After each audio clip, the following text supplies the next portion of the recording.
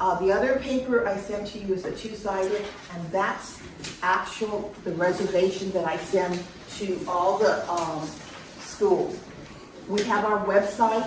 They go on the website, put all the pertinent information on the website, telling me that they're, oh, here, this one? Oh, I'll get you.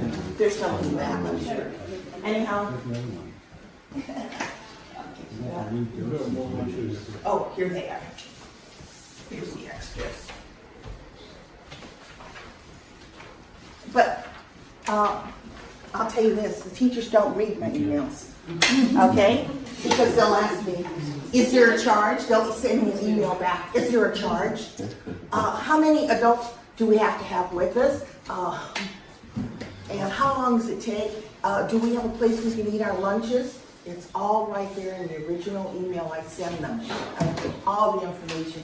So now my cover letter to them when I attach this reservation is, please read the attachment fully and answer all your questions, okay?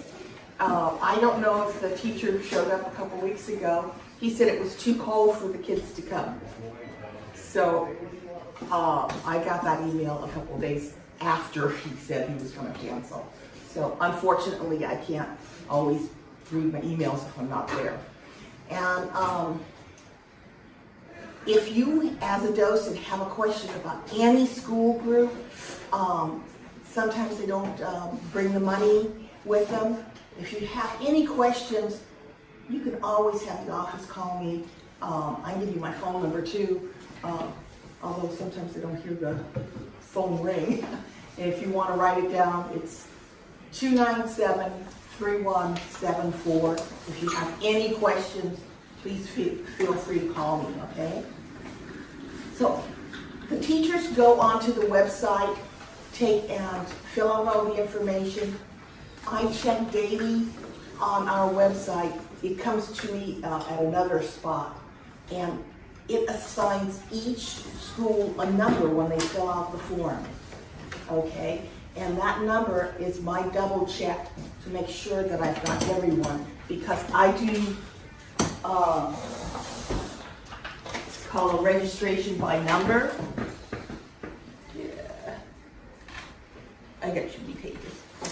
I make a list of all the, and this is the numbers here, the school, the teacher, and their phone number. And then I also, once they book, I put the dates that they book for, okay, down. So that way I can go through and say, uh-oh, you know, I haven't heard back from that school, and I'll send them a reminder email if they're interested in booking.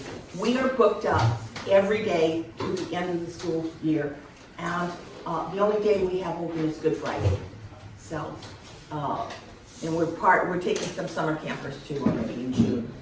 They volunteer every year with us. And if you've looked at the calendar in the back, I take and make labels, okay?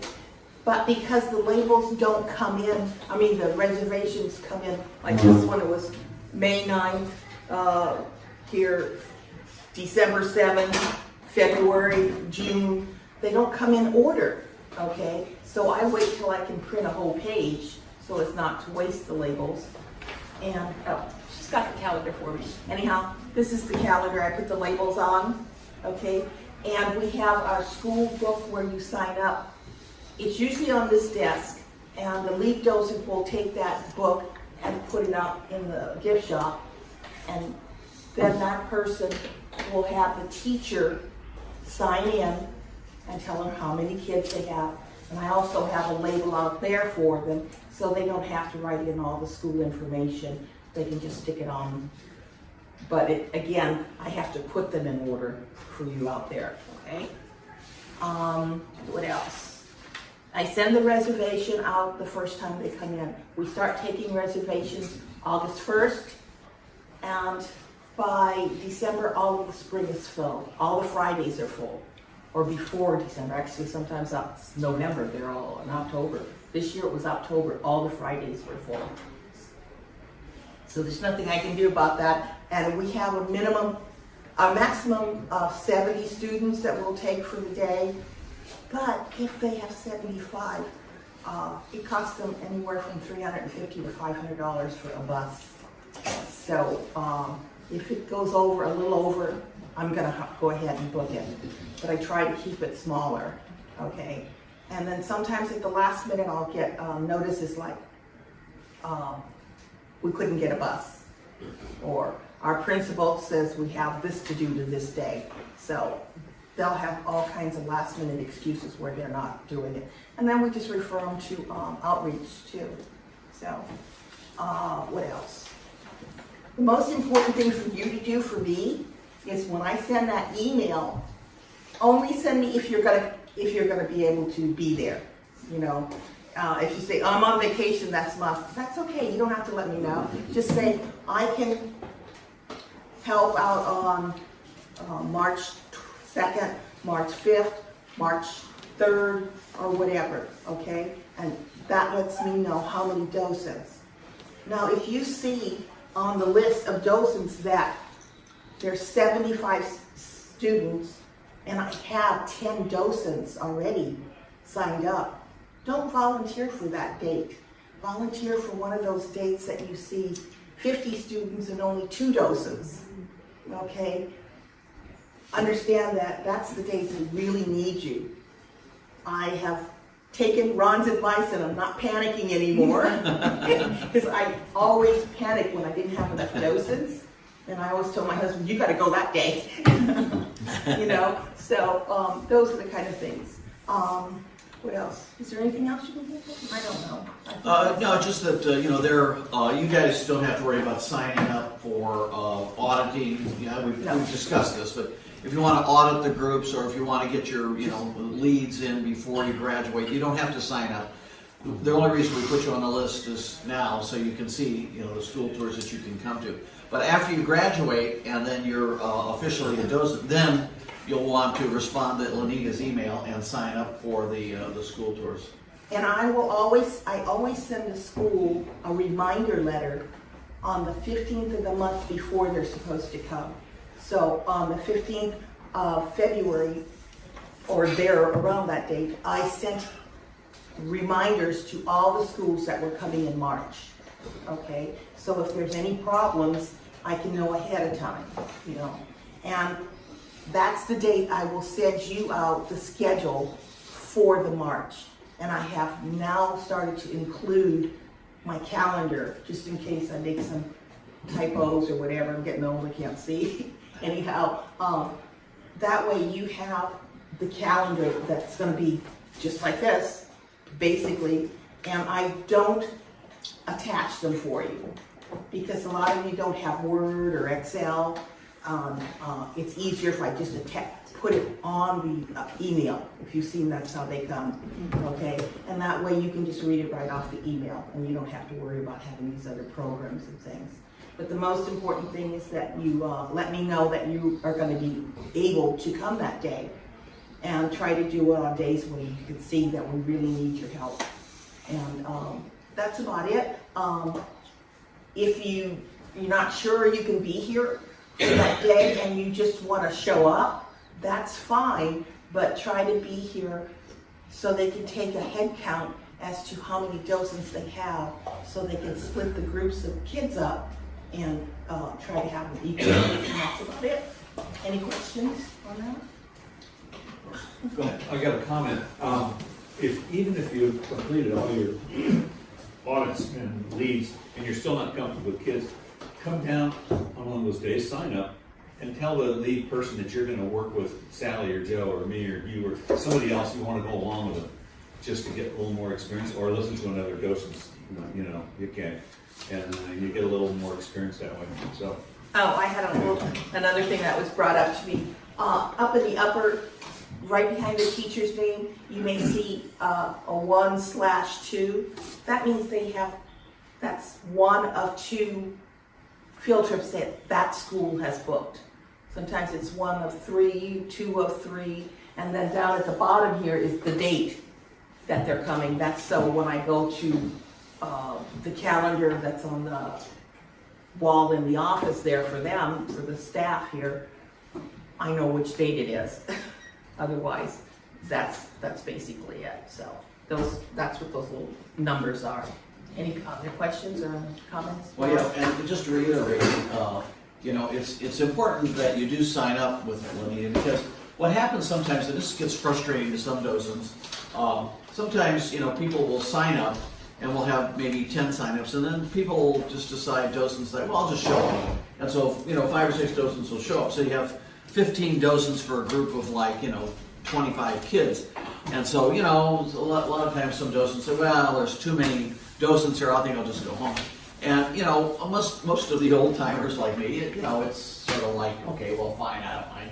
But, it is frustrating sometimes for people, you show up and you want to do a school class, and then all these people that didn't sign up are here, So that's why we really encourage you to sign up, because it really does help. Now, it's okay for people just to show up, as Lenita said, because there's always things to do and stuff like that, but we really do encourage you to sign up.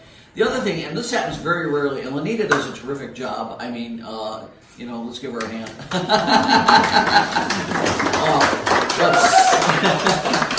But sometimes, and this happens very, very rarely, but sometimes something will happen. Like she said, a school won't show up, okay? Don't get upset. I mean, it happens rarely, it happens occasionally. If the schools are late, usually the lead docent will give them a call, what's going on. And but occasionally things just happen, So, if you're here, you just, and the school doesn't show up, just enjoy the morning and enjoy Placerita. It's such a wonderful place that, we all enjoy. But what they usually do is, as the docents will all go on a hike together. Yeah, you can do that too.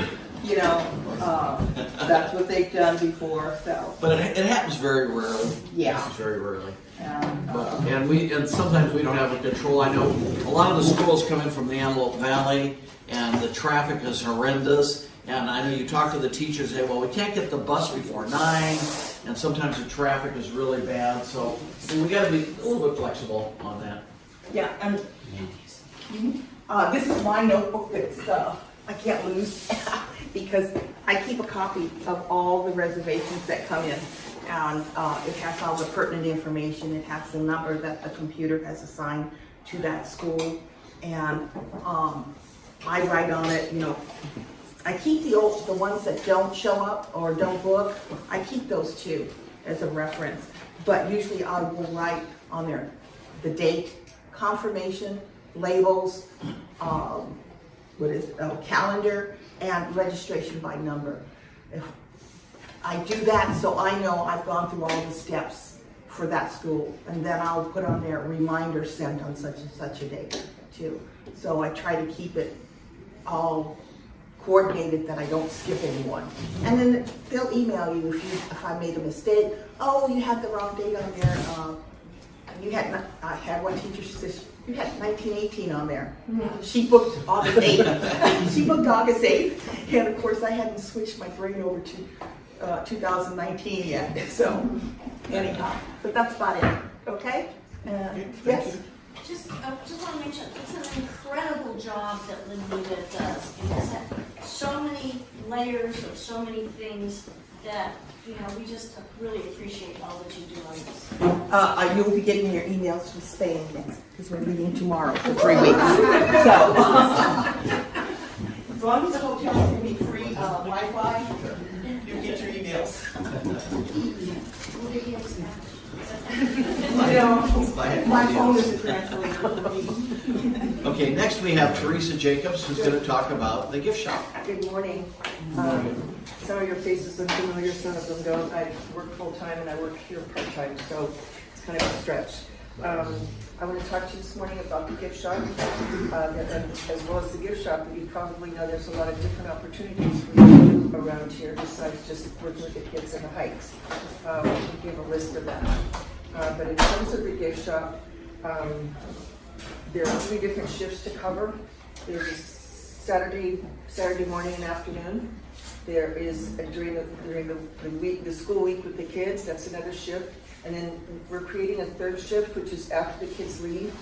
The public comes in during the week. The public comes in. Parents that homeschool their kids come in, use the gift shop then as well. So we'd like to have kind of coverage for that. The money that we collect from the gift shop goes towards feeding the animals here, so it's one of the, it's probably besides the craft fair and the open house, it's the other money-making opportunity for the nature center. Have any of you worked with Rick in the gift shop, assisting him during the week with the kids? Anybody done that yet? Okay. I'm going to set up a training for you, for those of you that might be interested in working in the gift shop after the hikes with the kids in the schools. I'm going to set up a training, 2 different trainings, one weekend training and a during the week training. So I'm going to pass around a sheet of paper for you to indicate whether you're interested in the training and working in the gift shop. Indicate your name, phone number, email, and if you're interested in weekday or a Saturday shift. Okay. There are some special requirements in the gift shop, unlike other sections here. The county will audit the gift shop occasionally. There's some training that goes on, some accountability in terms of tracking and record keeping. So we've set that up, and I'm not going to go over that today because some of you may not be interested in the gift shop, so I'm not going to want to use your time taking that up. Let me see. I think that's it. That's it for me. I'm going to pass this around. I would like you please to indicate again whether you're interested in working weekend, Saturday shift, or a weekday shift. So I'm not interested. So should I write my name down? You're not anyway? interested? No. If you So I just pass it? yes. Only if I didn't know what it means. No. Only if you're No, interested. you have to write your name. Only if you're interested. I don't need to use your time or my time training and going through all the hoops that are necessary if you're not. Well, let's time out. You guys are past this one. Nobody's signed it. I would hope, my hope would be that at least you'd go through one of the trainings and that you would at least try the gift shop. Because as Teresa mentioned, it's really important to us that we do have that source of revenue. We have an operating budget, I think it's about $40,000 a year, and it only comes from a few sources. It comes from the school groups, it comes from some other programs we have, outreaches, but the gift shop is a big component of that. And we really do need you to. I don't work the gift shop that much, so I'm guilty. Your plate is full. But when my plate becomes a little bit unfuller later on this year, I tend to do it. So I would encourage you, at least if you can, take the training, okay, and see what it's all about. Sandra? It's so important to have that training because I'm here on the weekends often in the museum and there's no one in the gift shop and people say to me, oh, I came just to buy honey today and the gift shop is closed and because I've been trained, I can go over and open the gift shop for them and let them buy what they specifically came here for. And that just in itself is rewarding to be able to help the public so they don't go away and say, darn that place, Yeah, that's an important point. If you don't even want to, if you can do it on an occasional basis, because it's frustrating for the public to come here and see that sign that says gift shop closed. And if they want to buy a jar of honey or if they want to buy something else, it would be good to know how to process the transaction if nothing else.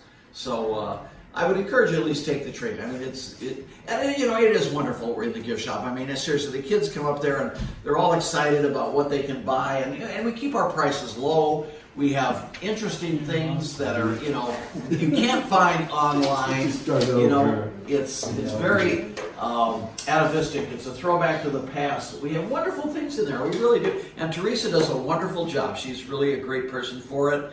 And so, again, I can't force you to do anything, but I would encourage you to take the training just to see what it's, to fill out your resume. Yeah, Judy, you got your hand up?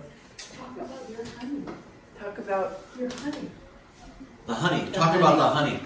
Where it comes from and all the that. honey comes from the Bennett's Bee Farm on 126. It's the same person that helps us with our beehive in the museum. And it's a big seller. Yeah, that honey, you're selling it short. That honey is wonderful. Oh, it is? Yeah, that's Bennett's Honey Farm out on 126. I'd encourage you, guys ever been out there? No. Going out towards like Ventura on Highway 126. They have a honey shop, they have honey tasting, and they have dozens of different types of honey. Eucalyptus honey, citrus honey, sage honey, you know, you name it, they have it. Avocado honey. And you know, we are really fortunate. Mr. Bennett, who runs the place, I think it's Bennett, isn't it? Yeah. Skip. He comes here, he helps us with the beehive, he helps us with the honey, and you can taste all the honeys. They have really neat employees there. They'll tell you about where the honey comes from and stuff like that. And so we're really privileged to be able to have some of that honey here. And the public loves it. They really love those honey sticks, you know, we have those. You ever had those honey sticks you break off the end? And again, something old fashioned. I mean, you don't see this everywhere. So we have a terrific gift shop. There, when you're working in the gift shop, there's usually 2 or 3 people in there. It wouldn't be, you would be there by yourself. Rick usually runs the cash register, and then 2 or 3 people help supervise the kids, get them in and out, help them pick out things. The parents and the teachers during the week are also encouraged to help move the kids along, especially as Lenita said, if there's 70 kids and they want to use the gift shop, that's a lot of kids to get in and out the gift shop before they have to go to lunch and then they have to get back on the bus. So the training I'll set up based on your requirements, if you're interested again in working the gift shop during the week. And I'll go over a lot of the ins and outs. As Ron said, occasionally, and as Sandra indicated occasionally, unfortunately, occasionally working in the gift shop can be a challenge because there are changes that happen. And if you're not in the gift shop consistently, then you don't know what those changes are. But you can always find there's usually someone here to help or assist. And as Jim referenced, I would encourage you to kind of follow after someone that's working in the gift shop, just to kind of get a sense of what goes on before you're officially wanting to do that. Okay, thank you very much for your time, and I'm looking forward to seeing some of you periodically, especially at graduation, which is coming up. Okay, thank you, Teresa.